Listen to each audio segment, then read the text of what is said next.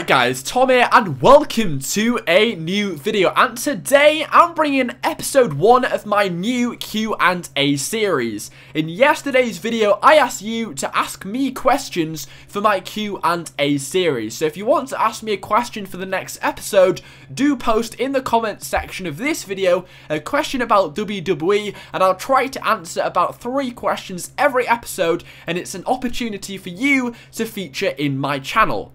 Also, if you disagree or agree with whatever I say during this video, I'd really appreciate it if you could give your opinion in the comment section, and that would be a really cool thing to do. I might reply to a few of you as well, and that'll be some really good interaction we can get going within this series. So the first question comes from IoT, and he says, do you want to see a rematch between Reigns and Orton at Night of Champions?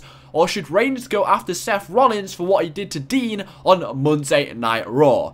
So the first question I must answer about that is, do you want to see a rematch between Reigns and Orton at Night of Champions? Simple answer, no. Honestly, I wasn't really excited when it looked like we were getting the match between them two at SummerSlam, but honestly, they did muster together a few good segments between Randy Orton and Reigns, which really caught my attention and made me interested in that SummerSlam feud. The number one segment I remember was when Orton brutally attacked Reigns and put him RKO'd him twice on the announce table. That really got me involved in the storyline and excited to see what was going to happen at SummerSlam. But Reigns did win at SummerSlam, and honestly, in my opinion, the match was really not that good whatsoever. It was the first opportunity for Roman Reigns to show what he had on a big stage. It was the match before the main event, so it was a big opportunity for Reigns to show what he had and to prove that he's the next face of the WWE. And he really didn't deliver that well at all. The match was very slow paced, the crowd didn't care about it whatsoever, and it just fell flat on its face. I really was not happy with the outcome whatsoever, and it was really a huge disappointment in my opinion. So for us to have another match at Night of Champions, I really am not that interested in it whatsoever. And honestly, we all know the outcome. Roman Reigns is going to win. There's no reason to give Randy Orton the win in this match, and also we all know Roman Reigns is getting this huge push at the moment, so it just wouldn't make sense for Orton to get the win at Night of Champions.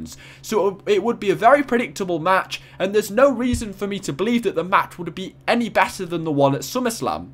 I also don't really feel like this feud was built off anything in the first place, so can they really make this feud any more interesting? Considering we've got about 4 more weeks to go until Night of Champions, is there really anything left storyline wise to build up this feud? Because the feud originally was only built off the fact that Reigns cost Orton a championship match. Is there any new material or anything new in the storyline that they can bring up to make this feud any more interesting? Not really. It wasn't built off anything in the first place, and I'm not really interested in Reigns and Orton anymore. So for me, I'm quite disappointed that Reigns and Orton is still happening at Night of Champions. We all wanted Reigns against Triple H at SummerSlam, and we have to settle for Orton instead, and I'd much prefer Triple H against Reigns at Night of Champions.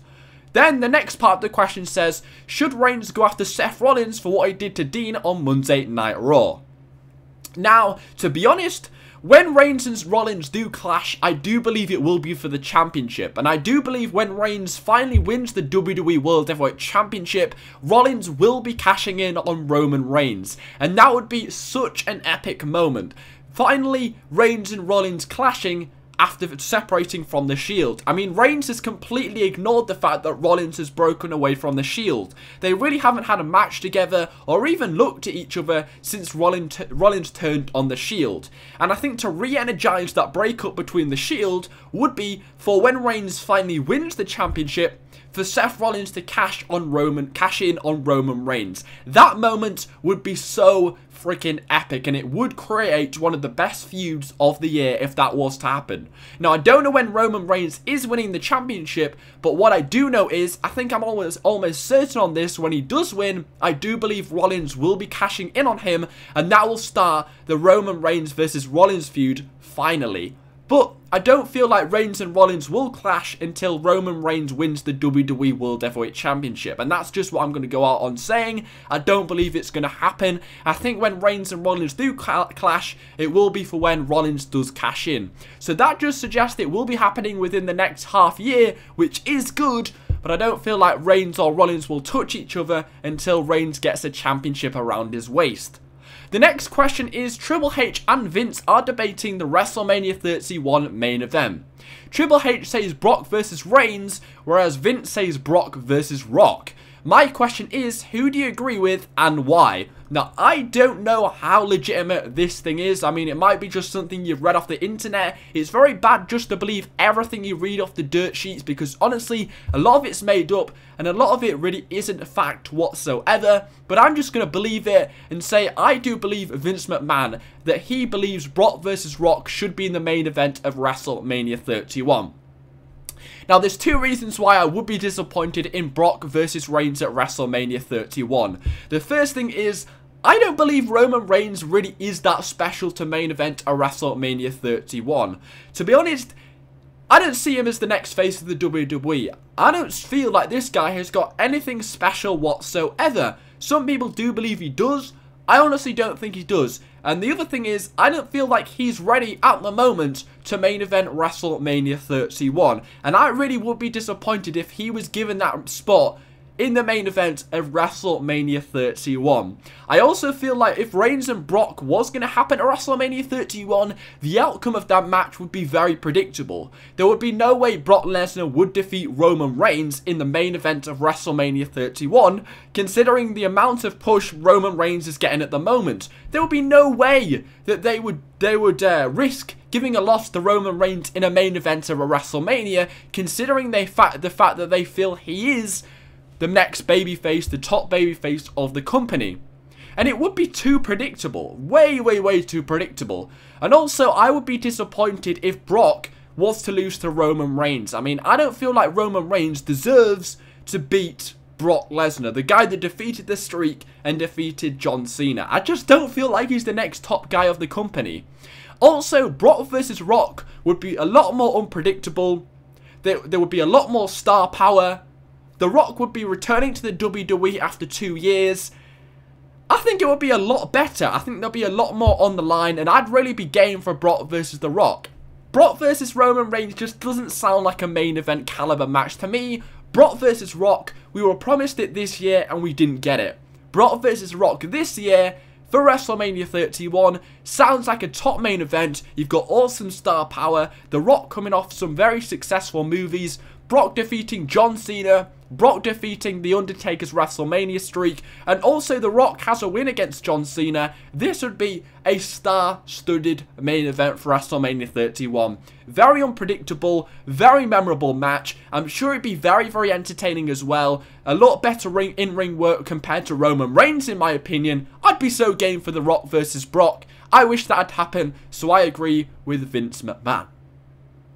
The next question, once again, considers Roman Reigns and the Shield. And it says, it's from WWE Town Nation. And he says, do you think Seth Rollins betraying the Shield was a good idea and why?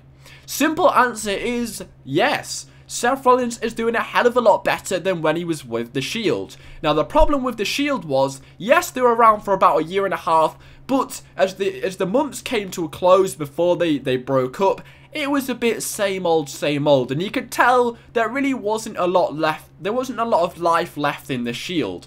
And also, I felt like when Seth Rollins did turn on the Shield, it really took everybody by surprise. And it was one of the most memorable moments of 2014, besides The Undertaker streak being broken. So for that, I think it was very entertaining for Seth Rollins to betray the Shield, and certainly a very, very good idea to bring in some ratings for that Monday Night Raw after it happened. It was a great moment, very, very memorable. Like, they were the biggest faction in the WWE for like the last 10 years. I mean, it was memorable. It was an awesome moment. Nobody expected it to happen. It was so surreal, so weird, and it felt so legitimate. We were so used to seeing the Shield together that it was just such a good, epic moment. But also, Seth Rollins betraying the Shield was a fantastic idea for all three members of the Shield, because now they can shine on their own. And I feel like all three members of the Shield have the most potential out of anybody in the roster now that they've broken away. Seth Rollins is pretty much guaranteed a world championship.